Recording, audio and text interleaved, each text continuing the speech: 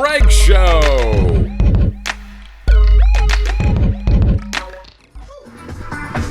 Hello, everybody. I promise you, I will always bring you the #1 interviews of all time. And it's not scripted. This is right off the hip, baby.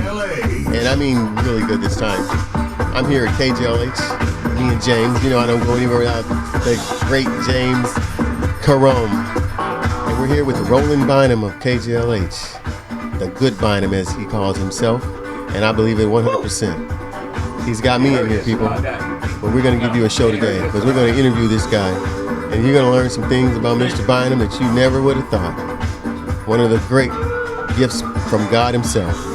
And we have the phenomenal, sensational assistant of all time, his cousin, Mr. Donnie Soul, right here doing his thing. Who was the piano player?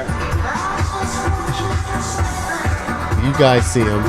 Now you hear him on the phones, you hear him in the background, but now you see him. And ladies, he's single.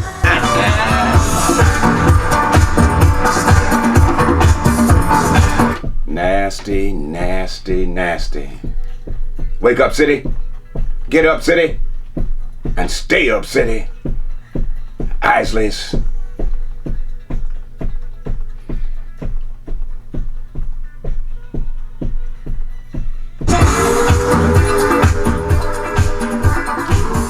You should break in right now. Somebody stop me.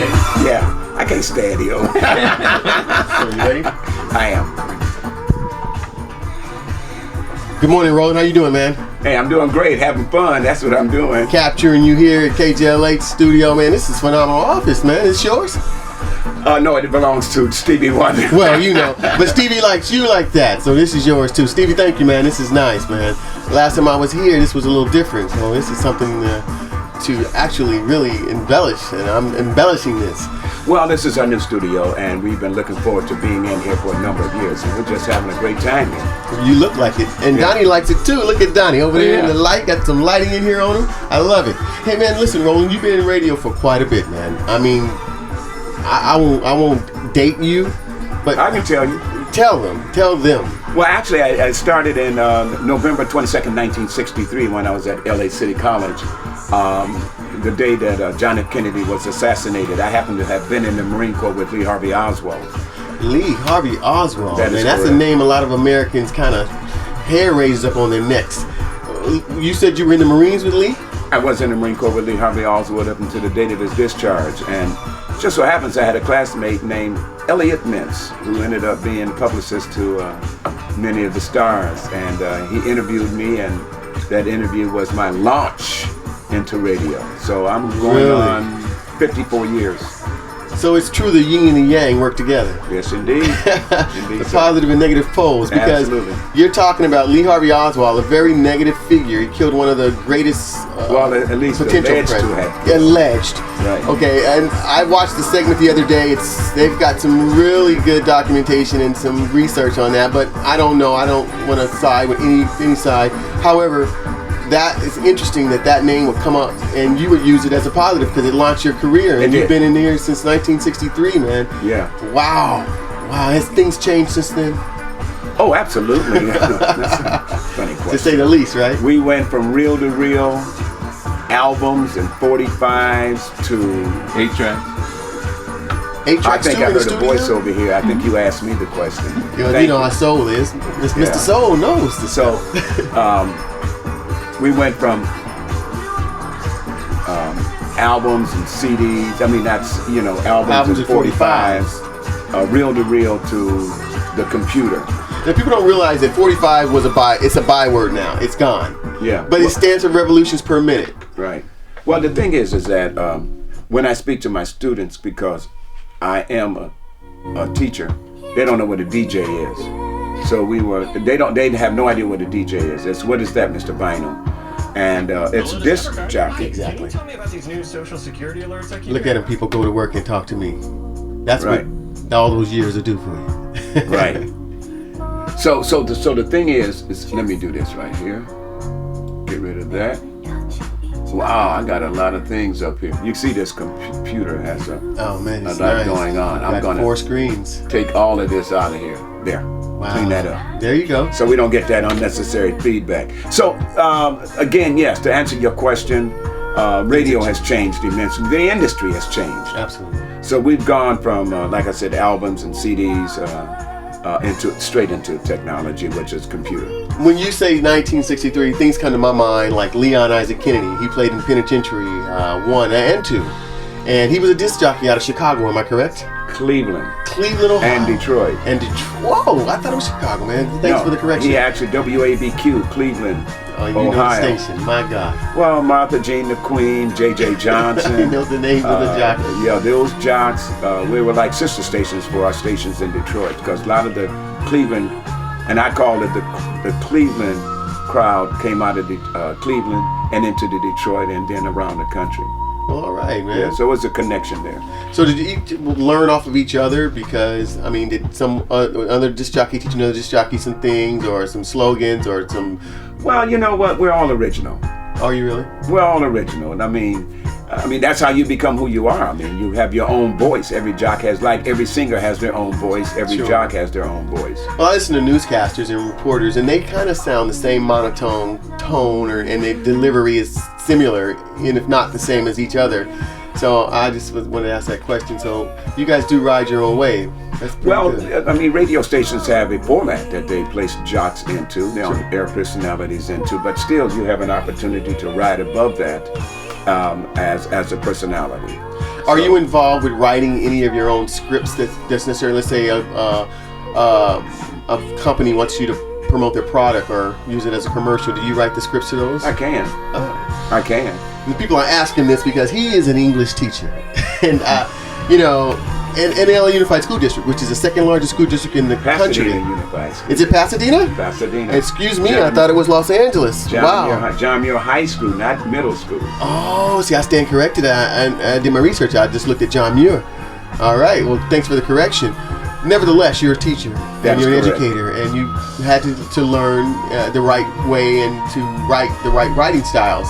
So I knew you were a writer or could write. So I had to ask you that question. A lot of people don't know that about Mr. Bynum. They think the voice got you here, but it's the brains as well. I'm gonna pause. Okay. My record is coming to an end here. No problem. And I'm gonna do what I'm supposed to do. We'll Pay right some back. bills. Yes, sir.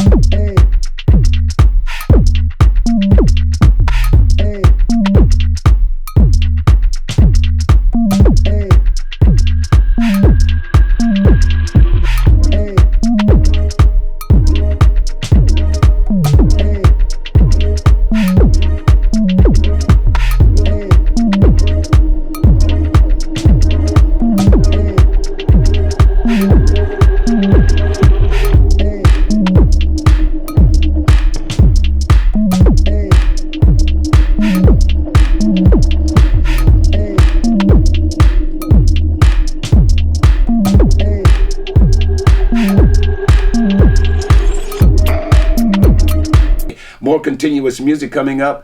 Up next, it is his birthday. We're talking about the king of the blues, Mr. B.B. King on Radio Free 102.3 KJLH.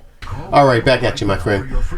So, as a literature teacher, English teacher, I would expect a book to come out. I don't know of any book that you've ever written. Is that a prospect? Or are you thinking about writing a book? No, I'm not thinking. I'm actually writing my memoirs. Oh, really? I'm just about done. I'm handwriting and writing it by hand. Oh, man, I love handwriting because first. you're closer to the Oh, product. my God. I'm glad you told the people that. People, that's what I do. I know you're not... I'm the deal. Yeah, I know you are. And listen, you got to include what happened with Kennedy. I mean, Both sides of the world want to know about that, man. I got to get BB. Oh, I'm gonna step aside for BB. Lee Harvey Oswald was an isolationist, and he kind of hung out by himself. They had a lot of rumors about him being very bright, going to Oxford University. Of course, none of it was true, because there were so many rumors swirling around him in the Marine Corps. I just remembered October the 31st, 1959, after he had gotten out. Halloween? October the 31st, 1959, in the barracks, the guy was reading an article where Lee Harvey Oswald denounces American citizenship and went to Russia. And then in 1963, when I was in college, when they mentioned the fact that they had a person that they thought might be the perpetrator of the crime, named Lee Harvey Oswald, I told my professor how ironic that would be if this is the same guy. It turned out to be the same guy. Wow. Yeah. So you had a chance to be shoulders to shoulders with this guy in the military? I did. Oh, really? So that's the part that I want to clarify here. So you weren't roommates, were you? No. Okay, just happened to cross paths. Well, when you march and yeah, you know everything. I He mean, was a when large- you work in the Marine Corps Air Control Squadron, a radar squadron. So Did he- you know we kind of bumped heads, and you know. But did he show any type of? Because you say he was an isolationist. No. But did he ever show any type No. of robust behavior? No, very quiet guy. Was he a large stature of a man? No. Okay, I'm gonna put a 10-minute song on. I gotta get some. It's BB King's birthday. So Roland is he's playing BB King music. And what do you do here, Mr. Dinosaur? I answer the phones for the birthdays, and any stragglers that might want to call in and talk about anything. And it's fun. Interesting. Got it. We're good. This is All right, we super got- interesting, man. And so, you said that this guy wasn't a large man in stature. He wasn't None of that. imposing. He None wasn't of this that. physical None of that. threat. None of that. It had to be a mental threat. Was he quiet? He was thinking No. about something. Well, I gotta tell you is that he was just a little aloof, and that's basically it. And pretty much stuck to himself, and that was it. So you don't think he did What's it? the name? That's all I'm saying. Yeah, I don't think he did. That's all I got it. I don't think he was. I don't think he. And did. you heard that from Roland Bynum. And I was asked that. He said he didn't do it, people. I was asked that 54 years ago, and 54 years later, I remain. I keep the same answer. I love it. don't By think who? so. Thank you. Who asked All you right. that question? I was asked by a number of people. You know, the news media. Just a number of people. And you were young. Over time. You I was were a 22 young years man. old. 22 years old. You didn't want to talk about this dude. They forced you to talk about Lee, and you No, had they didn't. You wanted to talk about him? No. It comes with the territory. If I was in the Marine Corps with Lee Harvey Oswald, the fact of the matter is that I'm going to get questioned, just Okay. like you're asking me. Yeah, but It 22 hasn't years old. changed. I just look at 22 It hasn't years changed in 54 years. old. Same answer. Getting to where you are is a road. Was it always easy? You make it sound so easy, and I know the viewers are thinking, well, I want to be a disc jockey. I want to work for Stevie Wonder. I want to hobnob with Stevie and all these stars that Roland deals with and knows. Was that easy getting to where you are? What was the biggest struggle in your life to get to where you are? What caused you to take this route? There's a catalyst to everything. Well, I'm checking my music. The fact of the matter is that you do your due diligence. I worked when I was in college. As soon as I got out of class, I went into the production office and practiced. I practiced all the way up to about 15 minutes before it was time for me to run to work at Edgemont Hospital. I did it every day. It's just like doing layups. I like basketball. So I practiced every single day. When I graduated from LA City College, I was the program director of the college station. I went back to Michigan, and I went down in the basement. I got me two turntables, and I'd take the advertising out of magazines and newspapers, and I would practice being a DJ. So I did the work. I mean, I just did not want to do it without doing the work. I did my due diligence. So, But were you inspired? Because I know Smokey Robinson, the great writer for Motown and singer for the Miracles, were you inspired to go towards entertainment because Smokey's so related? I didn't know Smokey was my uncle. You didn't know that? I didn't know he was my uncle when I became a disc jockey. Oh, when did you find out? May 10th, 1968. I started in radio in 1963. Oh man, so you've been ready to go. He had no influence at all. None. I know, and you have a brother named Clifford. Is it Clifford Burstyn? That is correct. And songwriter, worked at Motown. and also one of the Dramatics in their beginning days. Yes, And that's correct. And yeah, I know. Willie And- Ford, Squirrel, Yeah, all of the guys. all the guys. They were just on Absolutely. Unsung. It just so happens, I guess it's in our DNA. Like I'm looking at my time. Yeah, the genes do BB King. predict, It's in the DNA, I guess. Yeah, genes are very powerful with Yeah. people and anything. So with no, living. I met Smokey a month before. I actually met Smokey. Had been seeing Smokey in Detroit when we all growing up together as teenagers at talent shows. Mm-hmm. But I actually met Smokey a month before I realized that he was my uncle. That's in Wow. the book that I'm writing. Right. Okay. And Berry Gordy as well. No, I didn't meet Berry Gordy until years later. Well, actually, I want to make sure I'm set to go. Actually, I met Berry Gordy before I met my uncle. Wow. But they're friends of yours now, right? Well, Smokey's my uncle. Yeah. We got some uncles, man, that ain't good. We know them uncles. Donnie, come on now. We got uncles we don't talk about. No, he's a favorite uncle. I bet. He's a good guy. Still got that BB going, you guys. It's his birthday. Can't do without BB King. Not at all. Lucia. You got it. You got it. You got that right. Yeah, that's it. I'm 80%. Okay, I'm gonna go. I don't know who that is, but somebody's not. Probably Tony. So Donnie, they're not coming for another 20 minutes. Okay. So what is your next question, my friend? My next question was, in Detroit, Yes. because you said Michigan, I'm going to assume you were in Detroit. When you went back to Detroit? Well, actually, here's the story, real quick. I came to Los Angeles radio in 1967, 50 years ago, to take the magnificent Montague's place when he retired. About 9 months later, our radio station purchased a radio station in Charlotte, North Carolina, and they were looking for somebody to program it. I volunteered to do so. So on my way there, I stopped in Detroit. My wife recommended that because she knew I was a foster youth. I was a foster youth from the time I was 11 months till the time I graduated at 17 and joined the Marine Corps. Foster youth, sir, you were... Children's Aid Society. Yeah, you were without parents. That's correct. And I wanted to get there. That's what I meant by Detroit. And that's pretty interesting because we have a lot of children born today, and it has to touch you, especially being such a personality and so many listeners, that these kids need some love. Well, that's why I teach at the school that I do. We have the largest foster care population and group home students at our school. So I've been there going on 17 years. But the fact of the matter is that that Smokey and my family, they were all in Detroit, and I happened to stumble upon Smokey at the Marvin Gaye concert at the Coconut Grove and introduced myself, and a month later I discovered that he was my uncle. My wife said, why don't you try to find your family? And that's exactly how it happened en route to Charlotte, North Carolina. May 10th, 1968. God bless. Wherever there's a strong man, there's a strong woman, they say. Absolutely. Yeah, you never know where it'll take you. You could be working for Stevie Wonder. Roland, it's always good talking to you, man. It's so enlightening, It's very enlightening. And you got married when? When did you get married? Been married 4 times. Well, hey. I got married August the 11th, 1963 to my first wife. 2 years later, the Watch Rebellion broke out.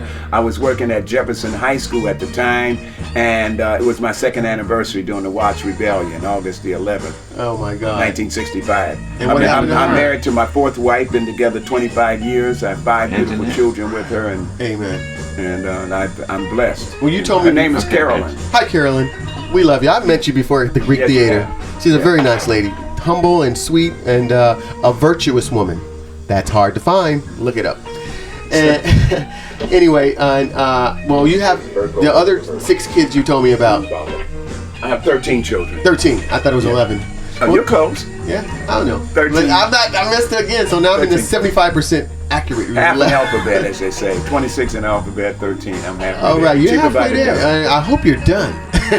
Well, I'm 76. What do you think? I don't know. God's been using you, brother. I don't know. Well, I'm not going to say anything. I teach school, so I have children at school. Absolutely. You How about do. that? Yeah. And you are responsible for those kids as well. Praise God. Yep. And so 13 kids, and they all, I'm sure, are full of love, and they all are alive?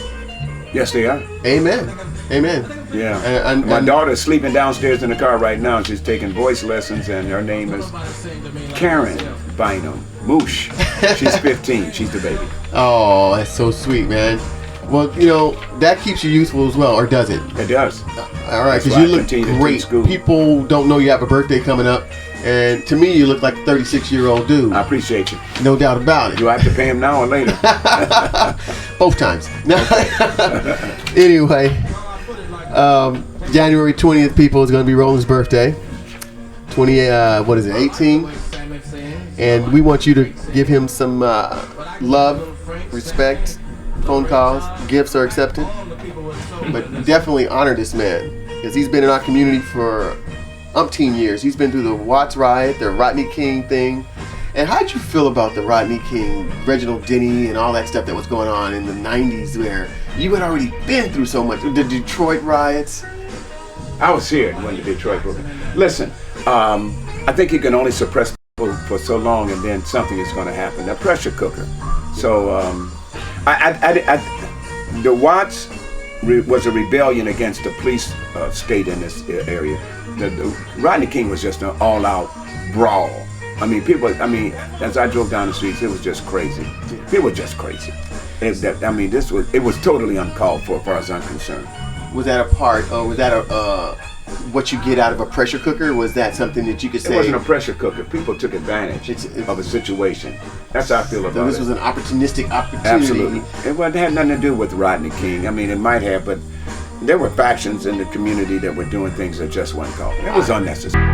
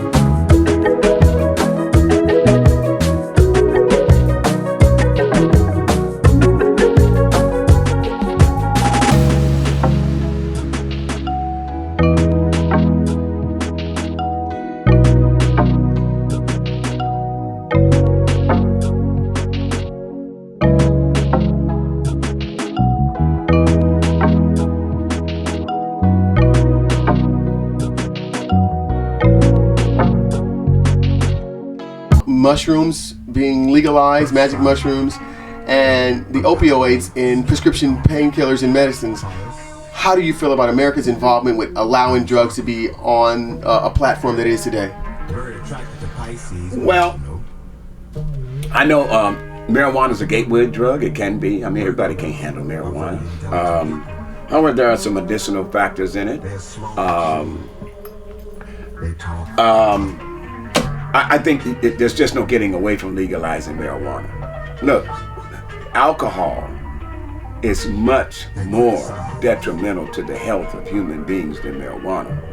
However, the scientific facts aren't in yet. Now you have smokers en masse. So scientists are still going to study the effects of marijuana smoking. But I just know that alcohol should be banned, personally. Marijuana, I think the ruling is still out. I'm not into mushrooms or any of that other stuff. No. Those are hallucinogenics, man. Yeah, hallucinogenics. No, I'm not. None of that. No, none of that. And what about the opioids? We left that out with the pharmaceutical industry. Come on, man. President Trump saying that it's about money. It's about money. That's about money. So money supersedes what's right. Absolutely. You heard it from the good Bynum. This is Greg L. Glass of the James and Greg Show. We're gonna have to conclude and let this man do his job. Give you people the best oldies music that has ever been made. Maybe the best music, period. I don't know, Ron, what do you think about that? Is the oldies music the best? My daughter thinks so, and she's 15. She loves old school. And does she tell you why? What does she hear? I'm not here to judge any form of music. I think all music is credible. I just happen to care for old school because of the lyrical content. You don't have to beep out any of the lyrics. They told stories. They treated women with respect, and they were respectful towards our society. Well, I just gotta ask, people told me that you play basketball. I don't believe it. I don't know anybody that played basketball in their 70s, I know a dude. I have a friend of mine, I wrote his story, Ernest Wagner Jr., and it's called... Ernest Wagner? Ernest Wagner. Yeah. Harlem Globetrotter from Detroit. I wrote this story. Okay. We're trying to get that movie produced now, and it's called I Wanted the American Dream 2, the Ernest Wagner story. And he's 82 now, and he stopped playing ball a long time ago. So you trying to tell me that these people that tell me you play basketball is the truth? Do you play ball? I play basketball. I still play basketball. I'm in the league. I'll have a game on Sundays, an 8 o'clock game tomorrow. I went to Birmingham, Alabama in June. Played 3-on-3 national tournament, and we took first place in the country with a team out of Detroit. And you won a gold medal? Gold medal. Doing what? Playing basketball. Shooting, shooting, guarding, and playing ball. I still play full court. What? Full court, man. Yeah. You're not playing in 3-on-3's Ice Cube's league? He wish. Ice Cube, you heard it. Roland Bynum's looking for a job. What is it? Point guard or shooting guard? I'm the one. He's a one, baby. He's calling the plays. Roland, I have to see this. You have any pictures? I do. I am. I got video too. I want that video. I want the pictures. Email that to henrydogood15@yahoo.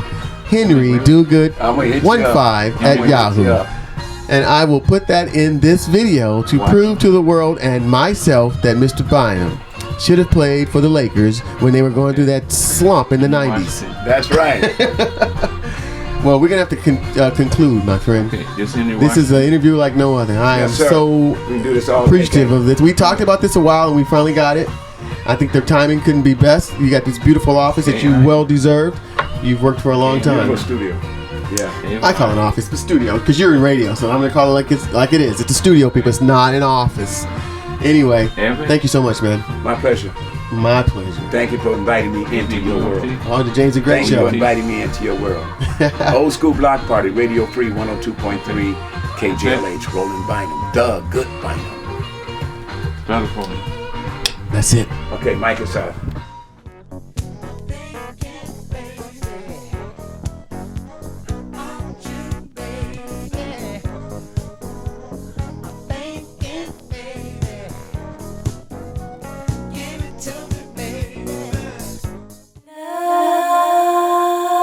Love me.